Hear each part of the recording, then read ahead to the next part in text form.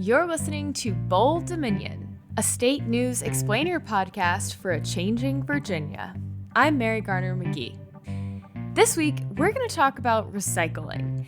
And this is something I think about a lot. And I think it started back when I was in college and I showed up to class one day and all of us were issued a trash bag. And our assignment for the week was to carry that trash bag around with us everywhere we went and put all of our trash in it. Everything. All week in the bag. So picture this.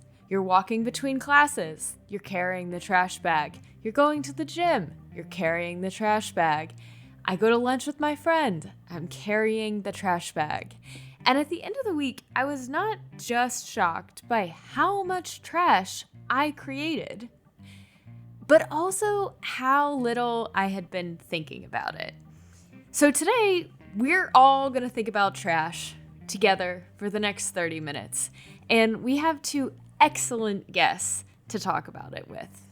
Our first guest is Phil McKalips. He's the director of solid waste for the Rivanna Solid Waste Authority. And our other guest is Lauren Cutlip, and she's on the board of the Virginia Recycling Association, and she's also previously worked at Virginia-based materials recovery facilities, which in this podcast you'll hear described as like MRFs or MRFs. And those are the facilities where single-stream recycling goes to get sorted. I came into both of these interviews with a ton of questions, and I have to say, I feel like I came out with some good news, y'all. Recycling in Virginia is happening, and we're going to learn all about it. So I had some very real questions about where all of the recyclables that we put out on the curb are going and if they were actually being recycled.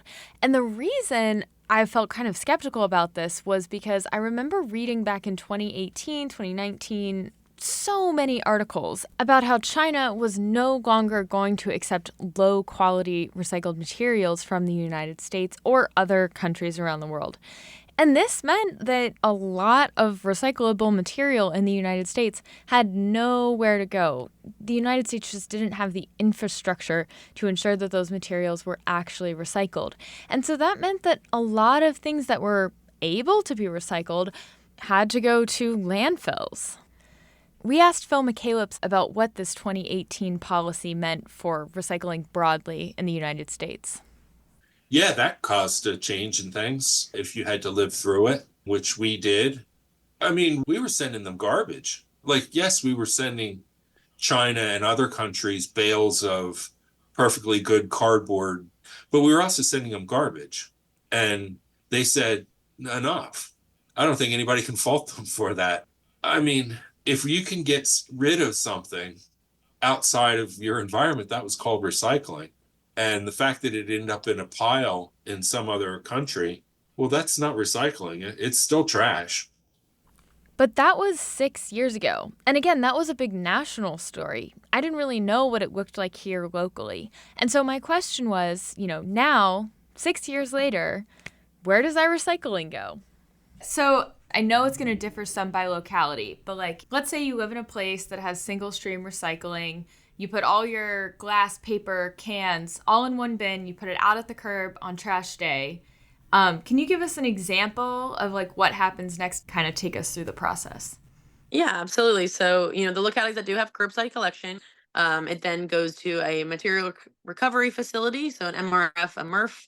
When the truck comes, they come across a scale and are weighed in, and that's recorded by, a scale operator. And then they go around and dump the material onto the floor, which is then kind of mixed up by, equipment operators, sometimes, cat loader, excavators, something like that, and basically just scooped and put into the sort line. And that's kind of where the process really begins. A few people there, anywhere from 2 to 4 with our setup, but other places have dozens of people just side by side, and they all kind of have their own either object to pull off as a contaminant. So there's, other series of, again, robotics and star rollers and things like that separate things out.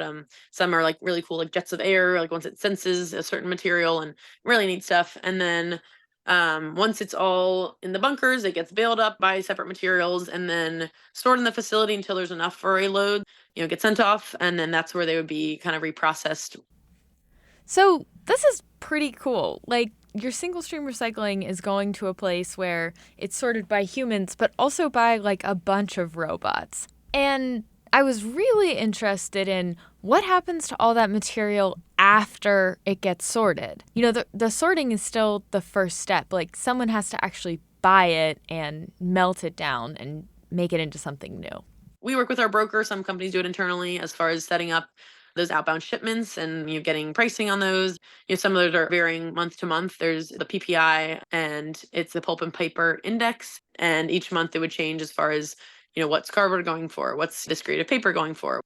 Other things would fluctuate as well, as far as whether it's supply and demand, things happening internationally, even just like current events that could impact who's looking for number one plastics, and what can we get for tin this month, and things like that. Some are more consistent. I'd say cardboard was pretty reliable. Tin gets sent off, and then that's where they would be kind of reprocessed, whether it was downcycled. A lot of the plastics, some of it I know would like turn into like textiles or like carpet, things like that, versus cardboard that might go back into a big pulper with water and some virgin material, and kind of get this material, and then that goes through a system to be molded and turned into, whether it's like a new cardboard box, or I know like some of them are literally just in charge of like that little ripply layer in the cardboard box. So like it's pretty neat how much goes into these things that I have some sitting in my room, just like things that deliver an object from Amazon or whatever it is. And so a lot behind it. One of the fun facts I learned, where they don't really advertise that toilet paper is like from recycled paper, because I guess you don't really want to know where that's coming from. Sometimes that could be like your Spanish homework that's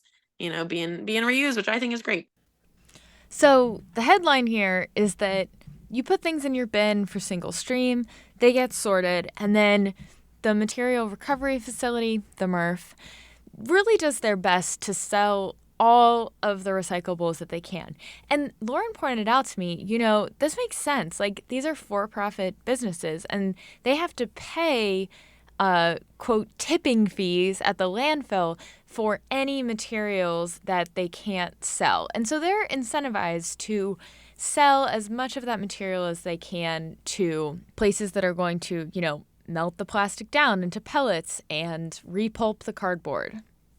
So there are really 3 reasons why something that you put in your single stream recycling bin might not get recycled. So the first one is the material is not recyclable. The second one is the material is recyclable, but it's not of high enough quality. And the third reason is that the material is recyclable, it's of high enough quality, and there is just not a market for it right now.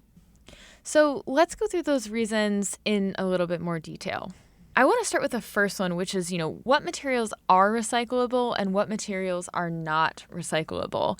And this is going to differ a little bit based on what part of the state you live in and, your specific municipal recycling program. But in general, metal can be recycled. So, mixed metals, aluminum. So these are going to be like, your tin cans that your beans come in, and your beer cans, or in my case, your Spindrift sparkling water cans. And, glass can be recycled in most places. Office paper, cardboard. Then when it gets into plastics, it can get a little bit more complicated.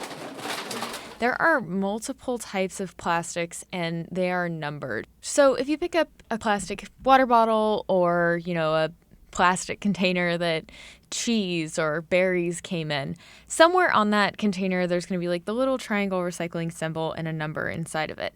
And plastic 1s and 2s are a lot more likely to be recyclable than plastics numbered 3 through 7. So if you want to make sure that everything that you put in your bin gets recycled, the first step is to look up what your locality accepts in terms of recyclables, and don't put stuff in there that's not recyclable.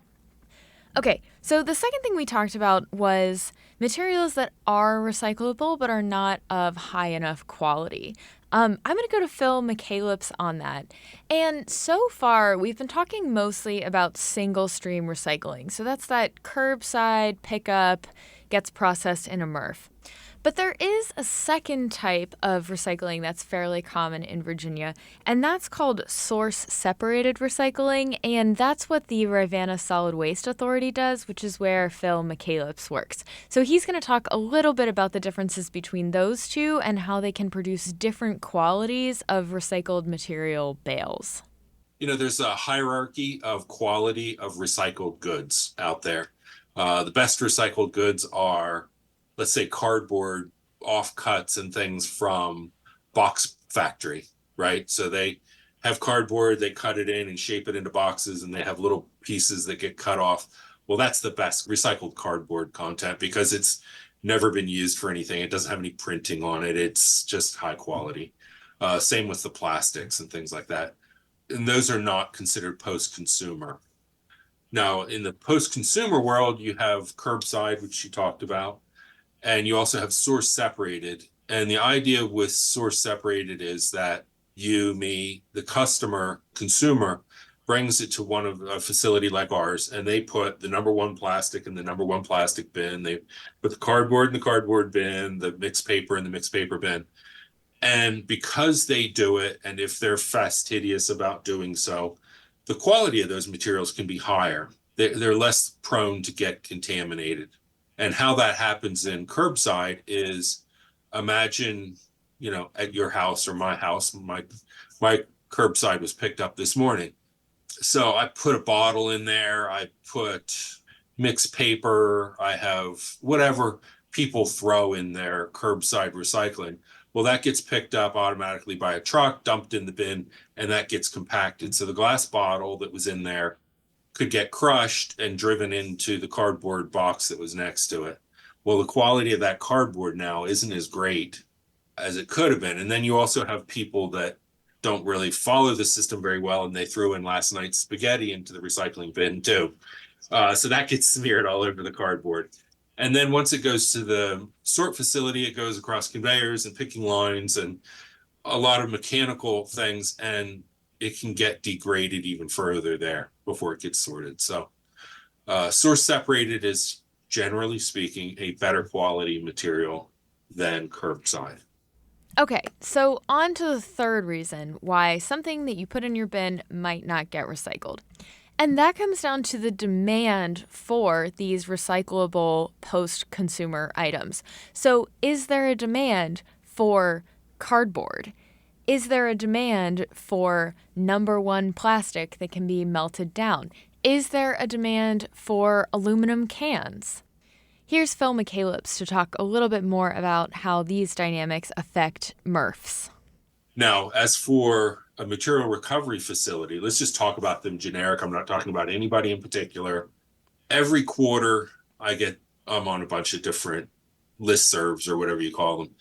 And there's people that publish what it costs to recycle a generic or a hypothetical ton of curbside recyclables and what the value is of the material that came out of that.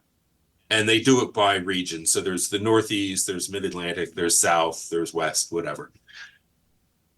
In the Mid-Atlantic, I haven't seen the numbers recently, but that was going for anywhere from, I think it was like $80 or $90 to $120 a ton of value in a ton of recyclable materials. It was costing the company that did that generically, I think it was between $75 and $90 to process it. So if you have, and this happens from time to time, situations where a certain commodity price goes down, gets very, very low, all of a sudden those people that do the sorting facility are spending more to process something than they're getting back out of it. So unless they have contracts that stipulate that they have to go ahead and absorb that loss, I do wonder sometimes whether they don't divert that material away. They have some periods, I'm sure, when there's economic drivers that make it a hard choice to process things. Lauren Cutlip had an example of this exact phenomenon. Definitely like glass was probably the hot topic because there really wasn't a market for glass. We were having to pay to get it taken away. Even as landfill cover, we were still having to charge, having a charge to get rid of that material. And so, it's not what you want as far as, being ideally a profitable company. So we were trying to store the glass on the back and in it. People would call in and ask for any updates and, you're recycling glass, I'm trying to hold on to mine. I don't want it to just be thrown away. It did end up, it took a few years, but it all got processed and sent off for reuse. So, given all of this, we asked both of our guests for estimates on, how much of the material that they take in actually gets recycled and how much of it ends up in a landfill. We'll go to Phil McKalips first, and remember, he runs a source-separated recycling facility. So that means that consumers are bringing their materials already cleaned and separated to the facility. I'll do the plug for Rivanna first.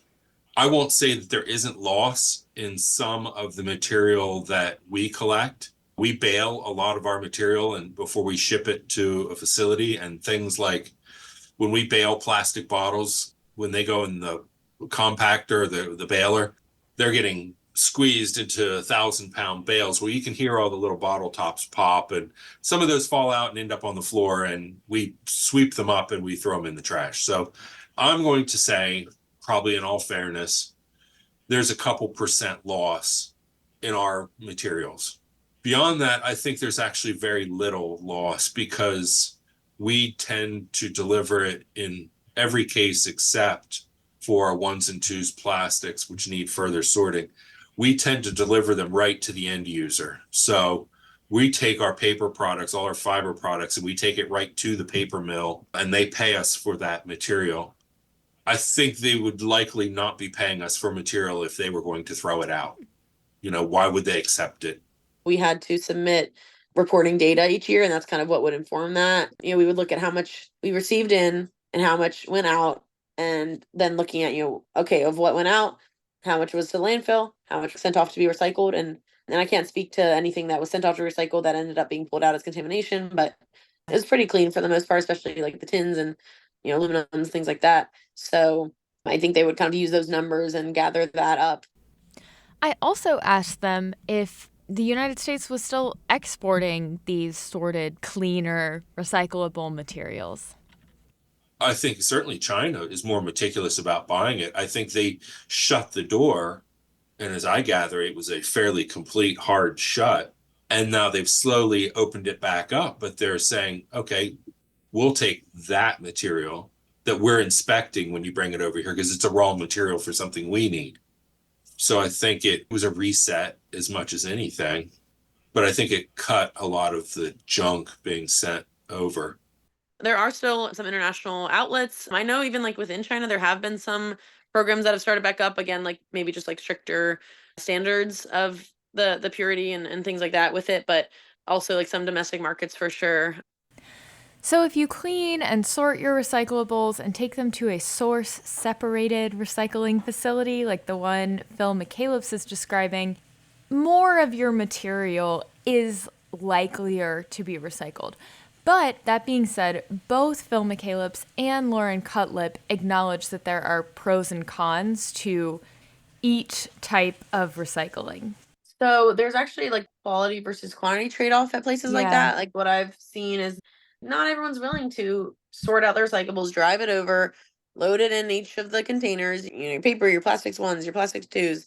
And so there was definitely like less volume, but it was in turn a lot cleaner and didn't have to go through as much sorting unless it was ultimately still sent to a MRF where it has to be kind of mixed up to not overwhelm any part of the system. Like if we got in just bottles and we sent it through, the robots couldn't keep up. So we have to really mix it into like a little salad.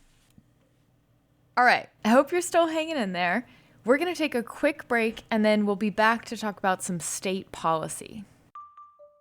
You've been hearing from Phil McKalips, Director of Solid Waste for the Rivanna Solid Waste Authority, and Lauren Cutlip, who serves on the board of the Virginia Recycling Association. Bold Dominion is a member of the Virginia Audio Collective online at virginiaaudio.org. Here's another podcast from the collective that we think you will enjoy. Crosswinds is about 2 Black neighborhoods in coastal Virginia. They've complained for decades about the harmful coal dust from export terminals. It's just amazing because if you look at it, it's like it's mountains and mountains and mountains of coal. In Crosswinds, we'll listen to personal stories, expert testimony, and insider knowledge. Why are you killing my children? Is your profit really worth this? Bring 2024 everywhere. coaldustkills.org. You can listen and subscribe at virginiaaudio.org. All right, we are back, and it is time to talk state policy. Now, when my assistant producer Sarah and I started looking into state policy around recycling, we quickly learned that Virginia actually requires every solid waste planning unit in the state to maintain a minimum 25% recycling rate, unless they're in a rural area and they don't meet a certain population density requirement. So our first question was, how do they calculate it? And what is the recycling rate? Like, how do they collect this data and assess it? And it turned out that that is not a straightforward question at all. Waste management is managed by a patchwork of private companies and private companies that contract with municipalities and municipal districts and local authorities. And so we reached out to Bella O'Brien at the Thomas Jefferson Planning District Commission. And here's what we learned about how they calculate the recycling rate for their district.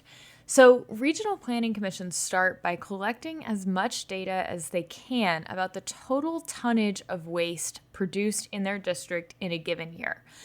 But this is not an easy feat because we just mentioned all those different types of groups and groups that are involved in picking up waste. But then there's also like private businesses that they gather data from, and composting services, local governments. It's a lot of work to get this total tonnage number. And then they gather data on the total tonnage of material that was recycled. Now, in the Virginia Code, this can include organic waste that is composted. So again, they're reaching out to a bunch of different businesses and organizations and composting companies and trying to get that figure of how much waste was basically like diverted from a landfill. And then they divide the total tonnage of what was recycled by the tonnage of what was disposed. So what was recycled and went to a landfill. And that's how they calculate the recycling rate. But they're very open about the fact that, there are some gaps. Like it's really hard for them to track industrial waste and construction debris. And only public entities are required to report some of these numbers.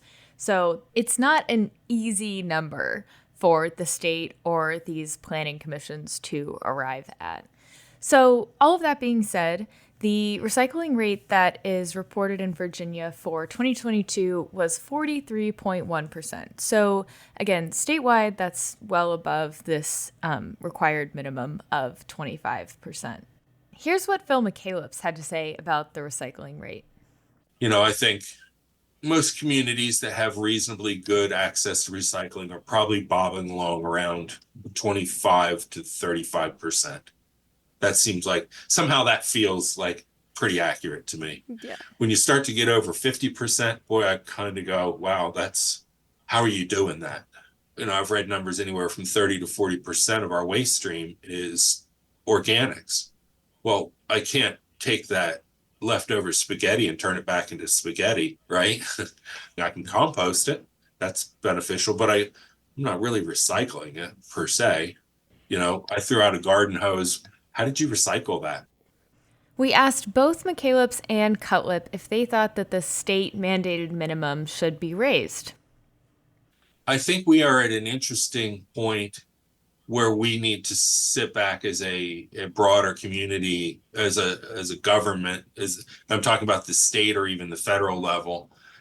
And I would really like to see somebody do an analysis of what's giving us the most bang for the buck. The reason I say that is I see a lot more people looking at things like organics diversion and that having a lot greater climate change impacts or having very high climate change impacts, that maybe instead of adding another 5% of a recycling rate, maybe that effort and those goals should be focused more towards processing organics, keeping those out of a landfill.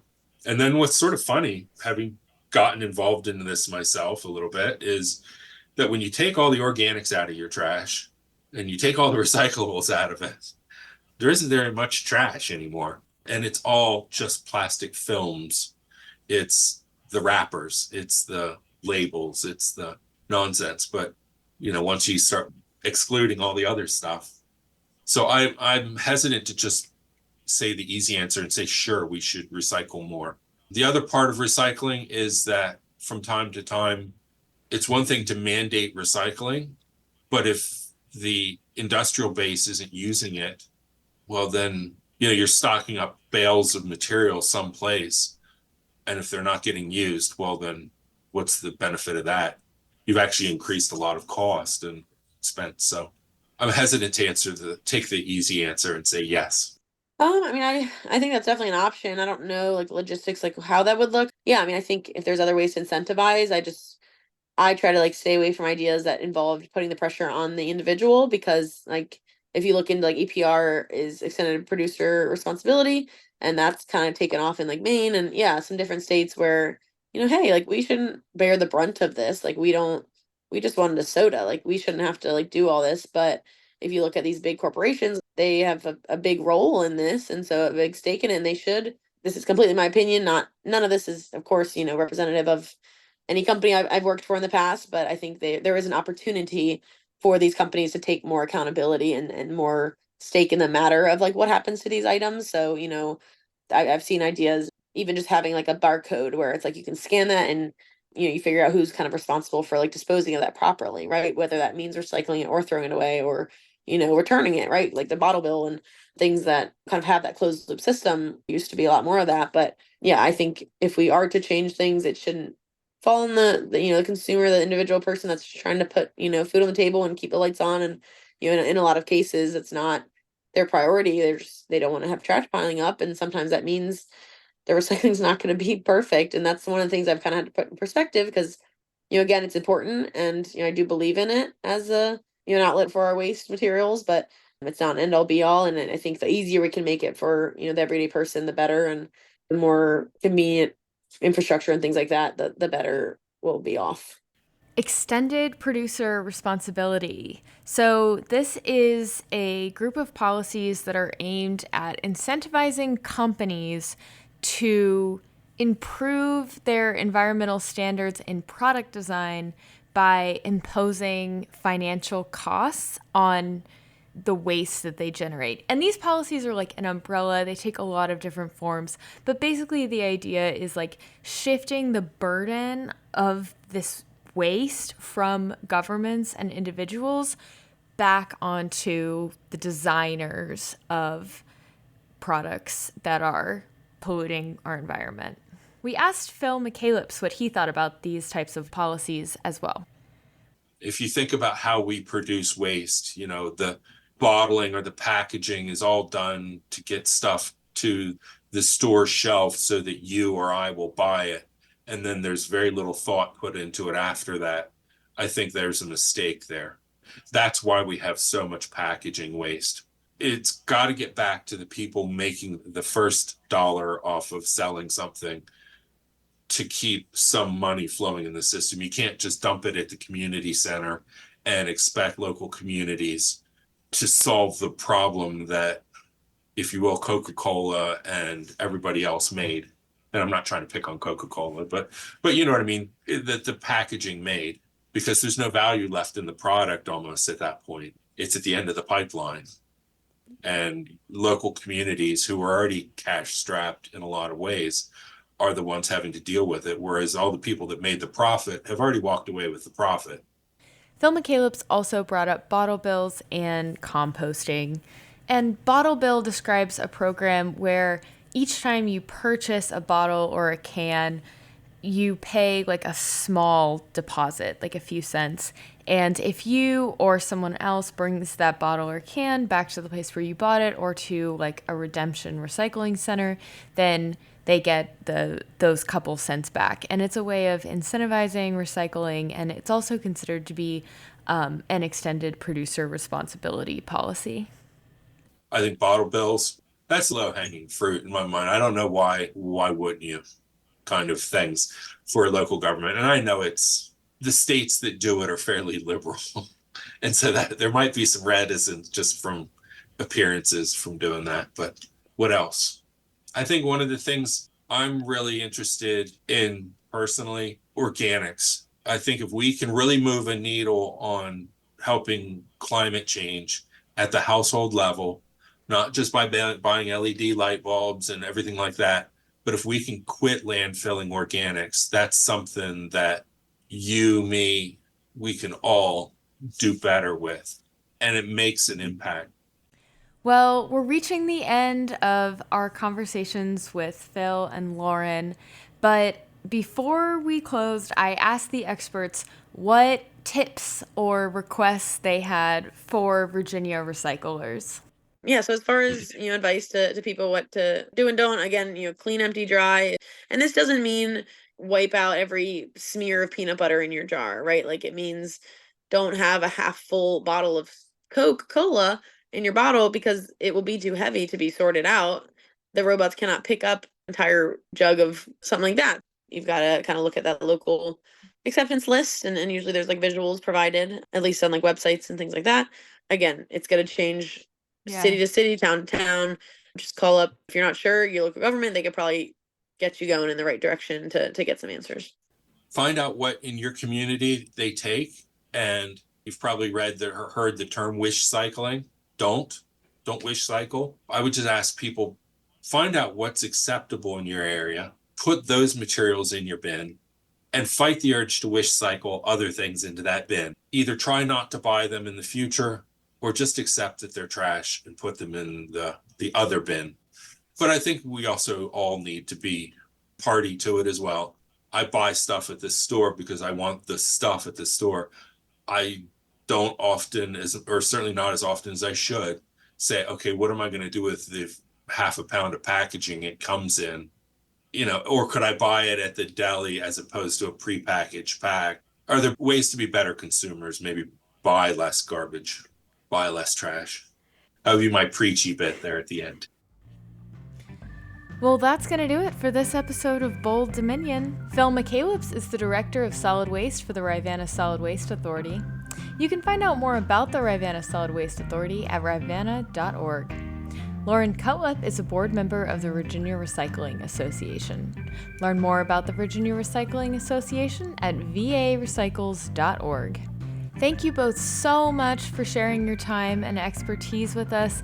I also want to thank Bella O'Brien for sending over that information about the recycling rate. Thank you also to our assistant producer, Sarah Bastianelli, for research, interviewing, editing, and helping script this episode. My name is Mary Garner McGee. You can find more Bold Dominion episodes and a bunch of other great podcasts at virginiaaudio.org.